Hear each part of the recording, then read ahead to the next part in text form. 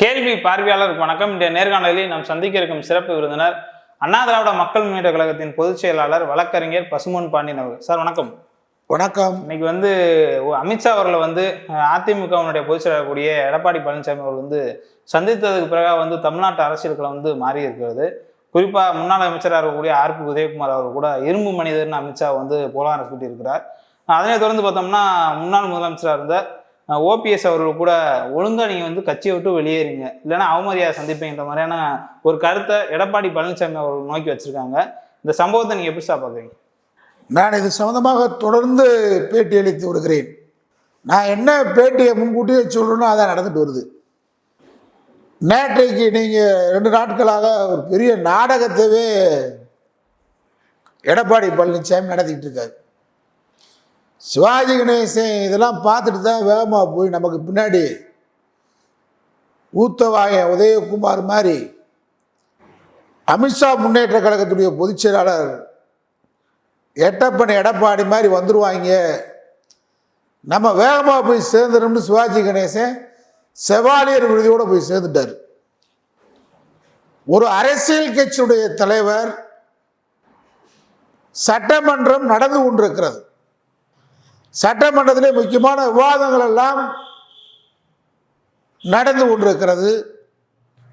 தமிழ்நாட்டில் அவங்க சொல்ற மாதிரி எதிர்கட்சி தலைவர் எடப்பாடி சொல்ற மாதிரி சட்டம் ஒழுங்கு சீர்கட்டு விட்டதுன்றாரு, பாலியல் வன்கொடுமை கூடிவிட்டதுன்றாரு, கஞ்சா புழக்கம் கூடிவிட்டுன்றாரு, கொலை நடக்குது அப்படி எதிர்கட்சியில் பத்திரிகையில் பேட்டி கொடுக்குறாரு. சட்டமன்றம் நடக்கும்போது இது சம்பந்தமா பிரதான எதிர்கட்சி தலைவர் எடப்பாடி பேசியிருக்காரா? இதை தவிர்த்துட்டு கட்சி அவைத்தலைவருக்கு தெரியாம, பொருளாளருக்கு தெரியாம, சட்டசபையினுடைய எதிர்கட்சி துணைத் தலைவர் சொல்லி ஒருத்தர் உதயகுமார் யாருக்கும் தெரியாம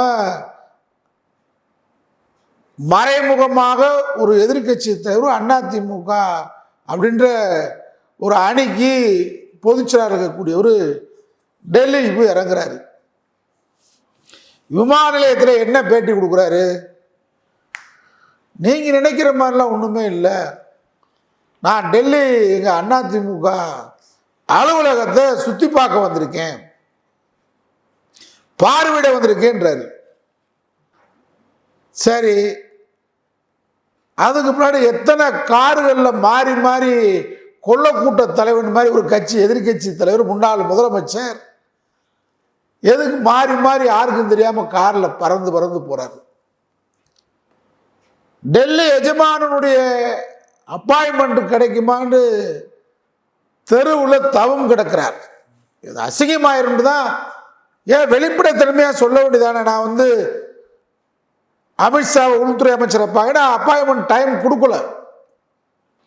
அவர்கள் ஆண்டான் அடிமை கட்சி நடத்தக்கூடியவர்கள் அமித்ஷா, அதனால அப்பாயின்மெண்ட் கொடுக்கல, அசிங்கப்படுத்துறாங்க, தெருவில் நிற்கிறாங்க. யாரோட வந்திருக்க? தனிப்பட்ட வந்திருக்கேன், வேலுமணியை கூட்டுவா, மன்னனின் உத்தரவு கொத்தடிமை அதை உடனே செய்கிறார். 2 மணி நேரம் நான் உங்களுக்கு ஒரு புகைப்படம் அனுப்பிச்சிருக்கேன். பிரதமரை தமிழ்நாட்டுடைய நம்முடைய முதலமைச்சர் மாண்புமிகு ஸ்டாலின் அவர்கள் சந்திக்கிறாங்க. அந்த காட்சி அனுப்பிச்சிருக்கீங்க, தயவு செஞ்சு அதை வெளியிடுங்க. கம்பீரமா திராவிட மாடலுடைய முதலமைச்சர் உட்கார்ந்துருக்காரு, பிரதமர் இப்படி உட்கார்ந்துருக்கிறார். யதார்த்தமா இருக்கலாம், ஒரு கம்பீரம் வேணும், அதான் ஆளுமை, பர்சனாலிட்டி வளர்க்க முடியும். 3 பேர் உட்கார்ற சோபால ஏன் உள்துறை அமைச்சர் அமித்ஷா வீட்டில் ரொம்ப பஞ்சமா? 3 பேர் உட்கார சோபால 6 பேர் உட்கார்ந்துருக்கீங்க நெருக்கடியா. தனியா 20 நிமிஷம் பேசியிருக்கீங்க, எல்லாத்தையும் அனுப்பிச்சுட்டு வெளியே வர்றீங்க. வெளியே பேட்டியில நீங்க என்ன சொல்லணும், என்ன சொல்லியிருக்கணும்? நாங்க மரியாதை நிமித்தமா சந்திச்சோம்னு சொல்றீங்க. மரியாதை நிமித்தம்ன்றது ஒரு பிறந்த நாளாக இருக்கலாம், அல்லது உங்களுக்குள்ள உறவு இருக்கலாம். ஒன்று உங்களுக்கு தான் ஒட்டோ உறவோ இல்லை 2026 பாஜக கூட்டணி தொடராதுன்னு சொல்லிட்டீங்க. அப்புறம் எதுக்கு அமித்ஷாவை சந்திக்கிறீங்க? அமித்ஷாவை சந்திக்கிறீங்க, ஏமாற்றுறீங்க. அதுக்கு பின்னாடி இரவு பூரா தூக்கம் இல்லாமல் சிந்திச்சு தமிழ்நாட்டு மக்களுக்காக இருமொழி கொள்கைக்காக கல்வி நிதியை விடுவிக்கிறதுக்காக போனோம்னு சொல்றீங்க. ஆனால் புரட்சித்திலே அம்மா அவர்கள் முதலமைச்சராக இருக்கும்போது ஜிஎஸ்டியில் கையெழுத்து போடலை, உதய மின் திட்டத்தில் கையெழுத்து போடலை, டெல்லி மாநில உரிமையை போற அம்மா ஒத்துக்கறல. அதே போன்று விவசாய சட்டத்தில் எதிர்த்தாங்க, சிஏ சட்டத்தை எதிர்த்தாங்க, உணவு பாதுகாப்பு சட்டத்தை எடுத்தாங்க, சில்லறை வணிகத்தில் அந்நிய முதலீடு எதிர்த்தாங்க. இவ்வளவு அம்மா மறைவுக்கு பின்னாடி கையெழுத்திட்ட கொத்தடிமைகள், முத்தாளும் சட்டம், இந்த இப்போ வக்பு சட்டம், குடியுரிமை திருத்த சட்டம், அனைத்திலையும் கையெழுத்திட்ட கொத்தடிமை கூடாரம் போய் நாங்கள் தமிழ்நாட்டு மக்களுக்கு நிதியை விடுவிக்கிறதுக்கு சொல்ல போனோம்னு சொல்லி இந்த மானங்கட்ட உதயகுமார் பேசுறியே, ஒன்னில அரசியல்வாதி தலைவனா ஒத்துக்குருவானே அவனாது? இல்லை, இரும்பு மனிதர் சர்தார் வல்லபாய் பட்டேலுக்கு அப்புறம் ஒரு நல்ல மனிதரை பார்க்கலான்னு சொல்லு. சரி, அவர் இரும்பு மனிதர், இந்தியாவுக்கே இரும்பு மனிதி எங்க புரட்சி தலைவன் சொன்னேன். சசிகலாவை இரும்பு மனிதர்னு சொன்னைய, சின்னம்மாவை ஓ பன்னீர்செல்வத்தை இரும்பு மனிதர்னு சொன்னைய, எடப்பாடியை சொன்னைய. நீ ஒரு எறும்பு, நீ பேசுற, உன் பேச்சை எதிர எடுக்க முடியும்? புரட்சித்திலே அம்மா அவர்கள் மரணம் அடைகிறார். மரணம் அடைந்த உடனேயே சின்னம்மா அவங்க வேலையை பார்த்துக்கிட்டு இருந்தாங்க. அவங்க வேலையை பார்த்துக்கிட்டு இருக்கவங்கள போய் எல்லாரையும் அம்மா பேரவைக்காரனை பூரா கூப்பிட்டு போய் அம்மா நினைவிடத்தில் உட்காந்துக்கிட்டு கட்சிக்கு சின்னம்மா தான் வழிகாட்டணும், எங்கள் குல தெய்வம் அம்மா சின்னம்மா, எங்கள் குலதெய்வம், எங்கள் குலதெய்வமுடைய அந்த குலதெய்வத்தை பரப்பன அக்ரகாரத்துக்கு அனுப்பிச்சு விட்ட இல்லையா? பரப்பன அக்ரகாரத்துக்கு அனுப்பிச்சு விட்டதுக்கு பின்னாடி யார குலதெய்வம்னு சொல்ற? எடப்பாடி பழனிசாமியை குலதெய்வம்ன்ற. அதுக்கு முன்னாடி யார சொன்ன? ஓ பன்னீர்செல்வத்தை குலதெய்வம்ன்ற, புரட்சி தலைவர் அம்மாவை குலதெய்வம்ன்ற. உன் பேச்செல்லாம் ஓடுற தண்ணியில தான் எழுதி வைக்க முடியும். உன்னை அரசியல்வாதியா ஒத்துக்கிற முடியுமா? இன்றைக்கு மக்களை ஏமாற்றுகின்ற பெருவழிகளாக அதிமுகவை கொத்தடிமை கூடாரத்தில் அடகு வச்சுட்டீங்க. அதுல இவ்வளவு அதிமுக சீரழிஞ்சதுக்கு காரணம் இந்த உதவாக்கிற உதயகுமார் இல்லையா? நீங்க வெக்கம் இல்லாம சொல்றீங்க, நாங்க கண்டிஷன் போட்டோம், வெளியே பத்திரிகையில் உலா விடுறீங்க செய்தியை, அண்ணாமலைய தலைவர் பதவியிலிருந்து எடுக்கும்னு சொன்னார் எடப்பாடி. இது இவங்களா உலா விடுறது. சீமானா இல்லாட்டி விஜயை சேர்த்துக்கிறோம்னு சொன்னான்னு தினமனம் ஒரு பத்திரிக்கை. எடப்பாடி இதெல்லாம் பேச முடியுமா? எடப்பாடி உறவினர் 750 கோடி ராமலிங்கம் ஊழல் அமித்ஷாவுடைய கையில் இருக்கு. பேச முடியுமா? நீங்க எடுத்து அமித்ஷா பேசுற அளவுக்கு துணிச்சல்காரங்களா, வீரங்களா? 120 சீட்டு உங்களுக்கு எடுத்துக்க, 114 சீட் நாங்கள் கொடுப்போம், அதில் யாரை வேணாலும் நிறுத்தும்னு சொல்லிட்டாங்க.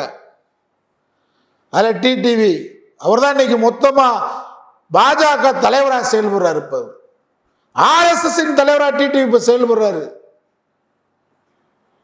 முழுக்க முழுக்க சங் பரிவார் கூட்டத்தினுடைய கொத்தடிமையா டிடிவி செயல்படுறாரு. மக்கள் நம்புறாங்கன்னு சொல்றாரு. நம்புறாங்க, பிரதமர் மோடியை நம்புறாங்க. ஏன் அப்ப 40 நாடாளுமன்றத்தில் நீங்க ஒரு நாடாளுமன்றம் கூட வெற்றி பெற முடியல? தேனியில் நீங்க வெற்றி பெற்றிருக்க வேண்டியதானே? வெற்றி வீரன் ஒண்ணு மட்டும் எழுதி வச்சுக்கிறீங்க, பாஜகவை மக்கள், தமிழக மக்கள் நிராகரிக்கிறாங்க. அதுவும் இப்ப அண்மையில தேசிய கல்விக் கொள்கை ஏற்றுக்கொண்டால்தான் நாங்கள் தமிழகத்திற்கு நிதியை கல்வி நிதி ஒதுக்குவோம் சொல்றத ஏத்துக்கிறல. என்றைக்காவது சட்டமன்றத்தில் எடப்பாடி பழனிசாமி பேசுறாரா? இருமொழி கொள்கையை பற்றி பேசுறீங்களா? நீங்க முழு பூசணிக்காய சோத்துல மறைச்சு வைக்கிறீங்க. அமித்ஷா எடப்பாடி சந்திப்பு குறித்து எக்ஸ் வலைதளத்தில் உள்துறை அமைச்சர் அமித்ஷா என்ன வெளியிடுறாரு? 2026 தேசிய ஜனநாயக கூட்டணி ஆட்சி அமைக்கும் தமிழகத்தில். உங்க சந்திப்பு குறித்து எக்ஸ் தளத்தில் அமித்ஷா என்ன வெளியிட்டு இருக்கிறாரு? என்னை முன்னாள் முதலமைச்சர் தமிழ்நாடு முதலமைச்சர் எடப்பாடி பழனிசாமி சந்தித்து இருமொழி கொள்கை தான் தமிழகத்துக்கு வேணும்னு சொன்னான்னு சொல்ல அமித்ஷாவை இந்த உதவாக்கர் உதயகுமார் சொல்றா பார்ப்போம். அமித்ஷா சொல்ல முடியுமா? என்னை தமிழகத்திற்கு கல்வி நிதியை ஒதுக்கீடு வெளியிடுங்கள் என்று எதிர்கட்சி தலைவர் எடப்பாடி பழனிசாமி சந்தித்து சொன்னார்னு சொல்லி அமித்ஷா பத்திரிகை குறிப்பு வெளியிட முடியுமா? அவர் என்ன சொல்றார்? சாராய ஊழல் ஆட்சியை நாங்கள் அகற்றுவோம், தேசிய ஜனநாயக கூட்டணி வெற்றி பெறும் இருக்காரு. உங்க சந்திப்புக்கு பின்னாடி பிரதானமாக நாங்கள் என்றைக்கும் பாஜக கூட்டணி வைக்க மாட்டோம் சொன்ன எடப்பாடி பழனிசாமி இப்ப என்ன சொல்றீங்க? இந்த 2-3 நாளா, ஒரு வாரமா தமிழ்நாட்டில் எங்க பிரதான எதிரி திமுக தான். கூட்டணி கொடுத்து 6 மாசம் கழிச்சு முடிவு பண்ணிக்கிறோம். கூட்டணி வேறு கொள்கை வேறு. அப்பா எடப்பாடி கொள்கை வீரா?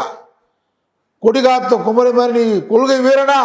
ஒத்த கருத்து உள்ளவங்க எல்லாம் நாங்க ஒருங்கிணைப்புன்னு சொல்றோம். என்ன ஒத்த கருத்து? ஒத்த கருத்து என்ன? நீ முதலமைச்சர் ஆகணும்.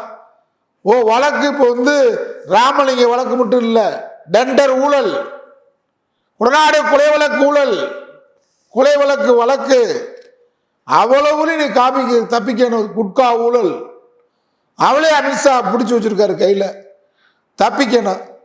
இதுக்கு இங்க ஒருத்தன் இரும்பு மனிதர்ன்றான், ஒரு மானங்கட்ட பையன். என்னடா இரும்பு மனிதர்? குஜராத் மாநிலத்துக்குள்ளே நீ வெளியே வரக்கூடாதுன்னு சொல்லி தேர்தல் ஆணையத்தால் விரட்டப்பட்ட குஜராத் உள்துறை அமைச்சர் அமித்ஷா பக்கா ரவுடி. அமித்ஷா என்ன பெரிய அரசியல் தலைவனா? என்ன இரும்பு மனிதர்? வாய்க்கு வந்ததை உளறி கிட்டு இருக்கிற ஒரு கோமாளி பேர்வழி இந்த உதயகுமார். பன்னீர்செல்வம் நேற்று என்ன பேட்டி கொடுக்குறாரு? மக்கள் பூரா பார்த்துக்கிட்டு இருக்கான். தொலைக்காட்சி முன்னாடி மாதிரி இல்லை. முன்னாடிதான் நிருபரை தேடன. இப்போ வீட்டுக்கு ஒரு வீட்டில் 5 பேர் இருந்தால் 10 செல் இருக்கு கைபேசி. 10 பேருமே நிருபர். தட்டினா உலக செய்தி பூரா வந்துடுது. ஆனால் உங்க நாடகம் எடுக்காது. நீங்க போய் டெல்லிக்கு போயிட்டு காலையில் விமான நிலையத்தில் ஒரு பேட்டி, சுற்றி பார்க்க வந்தேன்றது, அப்புறம் கொள்ளக்காரை மாதிரி மாறி காரில் போகிறது, அப்புறம் பின்னாடி முனுசாமி வேலுமணி வர சொல்றது, அப்புறம் போய் அமித்ஷா கிட்ட கொத்தடிமையாக உட்கார்றது. எங்கேயாவது மனு கொடுத்ததுக்கு பேப்பர் இருக்கா? புகைப்படம் இருக்கா உங்ககிட்ட? அமித்ஷா கிட்ட நீங்க மனு கொடுத்தீங்களா? மனு காப்பியை பத்திரிகை கொடுக்க வெளியிடலாம்ல. இதுதான் அமித்ஷாவை சந்திச்சு நாங்கள் கொடுத்த பத்திரிகை கோரிக்கை மனு. அந்த மனுவை பத்திரிகையாளர் நிருபர் கூட்டத்தில் கொடுத்துருக்கலாம்ல. என்னப்பா முழு பூசணிக்காய சோத்து மறைக்கிறீங்க, சோத்துல போட்டு எப்படி மக்கள் ஒத்துக்குருவான்? அதிமுக மிகப்பெரிய கட்சியை நீங்க அழிக்க பாக்குறீங்க. முடிவுரையில் நினைக்கிறீங்க 2026. அது உங்கள் ஊழல் வழக்குகளை மறைப்பதற்காக, உங்கள் கொள்ளை வழக்கை மறைப்பதற்காக, உங்களுடைய குட்கா வழக்கை மறைப்பதற்காக. மக்கள் எப்படி ஏத்துக்குருவான்? தொண்டை எப்படி உங்க பின்னாடி நிற்பான்? பன்னீர்செல்வம் அமித்ஷா பழனிசாமி சந்திப்பு நல்லது நடக்கும்ன்றாரு. இன்னைக்கு தூத்துக்குடியில் நம்முடைய மறைந்த கருப்பசாமி பாண்டியனுக்கு இறுதி அஞ்சலி செலுத்த வந்த எடப்பாடி பன்னீர்செல்வம் மாதிரி உலகத்திலே துரோகி இல்லைன்றார். இப்ப என்ன சொல்ல போறார்? நல்லது நடக்க போகுதா? நல்லது நடக்க போதான்னு கேட்கிறேன். முதல் ஆம்பளை மாதிரி எதிர்த்து பேசுங்க. உங்களை ஒரு ஆடிட்டர் குருமூர்த்தி ஆண்மைத்தன்மை இல்லாதவன் சொன்னதுக்கு பின்னாடி வாய் புத்தி இருந்த கூட்டம். இன்னைக்கு எடப்பாடி சந்திப்பை நல்லது நடக்கும் சொன்ன ஓபிஎஸ் அவர்களே, இன்னைக்கு உங்க நிலைமை என்ன? மாற்றார் கூட எங்க கட்சி அலுவலகத்தை உடைச்சிருக்க மாட்டான். நீ உடைச்சிட்ட, உன்னை சேர்க்க மாட்டேன் அப்படின்னு சொல்லிட்டாரு. இன்னைக்கு எழுதி வச்சிருக்கிற பேட்டியை 2026 தேர்தலில் தாமரை சின்னத்தில் போட்டியிட போறாரு. 3 சீட்டு தான். மனோஜ் பாண்டியன், வைத்திலிங்கம், ஓபிஎஸ் 3 பேரும் தாமரை நிற்க போறாங்க. 114 சீட்ல ஓபிஎஸ்க்கு பாஜக கூட்டணி எத்தனை சீட்டு கொடுக்க போகுது? டிடிவிக்கு 3 சீட்டு. 3 சீட்டுக்கு முக்குல கத்த போறீங்க. போய் உச்சந்தில போய் பாஜக வாழ்க, அமித்ஷா வாழ்கன்னு கத்த போறீங்க. உங்க நிலவர அதான். இந்த தேவையோட உங்களுக்கு இறுதி முடிவு எழுதப்படும்.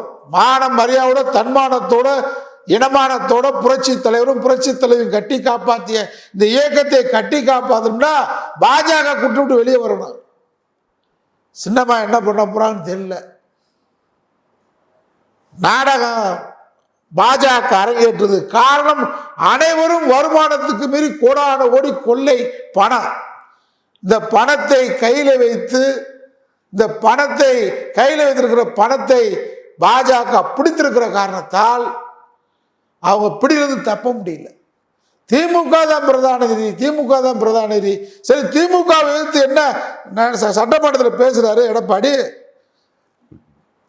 என்ன போராட்டம் நடத்திட்டாரு? 4 வருஷத்துல திமுக எதிர்த்து என்ன போராட்டம்? பாஜக எதிர்த்து பண்ண வேணாம். நீங்க அடிமை, கொத்தடிமை. திராவிட முன்னேற்ற கழகத்தை எதிர்த்தாது என்ன பெரிய போராட்டத்தை பண்ணிட்டார் எடப்பாடி? அதனால இன்றைய கூத்தும் கேலியுமா இருக்கு.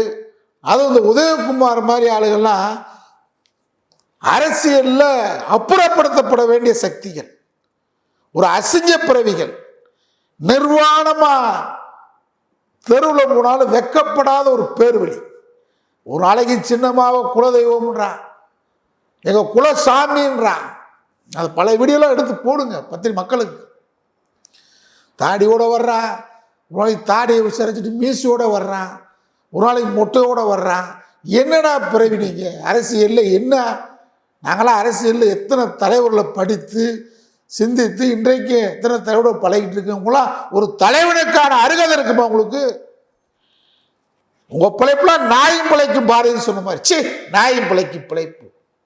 யாரா இரும்பு மனிதன்? என்கவுண்டர் போல் ஒரு பக்கா ரவுடி அமித்ஷாவை நீ இரும்பு மனிதன் சொல்றியே. ஒரு நாய், சொறி நாய் மாதிரி இருந்துகிட்டு நீலாம் அரசியலோட பார்த்தாலே ஒரு மனிதன் மாதிரி தெரியுதா? மனித உருவத்து நடமாடுகிற ஒரு சொறி நாய். அண்ணா படத்துல நீங்க போடாதீங்க, அமித்ஷா படத்தை போடுங்க, அமித்ஷா முன்னேற்ற கழகம் நடத்துங்க.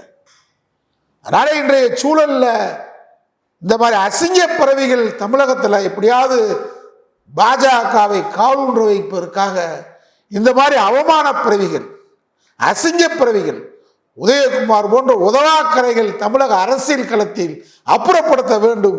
அப்படி ஒரு காலம் வந்து கொண்டிருக்கிறது. இந்த காலம் காவியா திராவிடமா என்ற போர்க்களம். திராவிடத்தின் பக்கம் நிற்போம். நன்றி சார். நன்றி.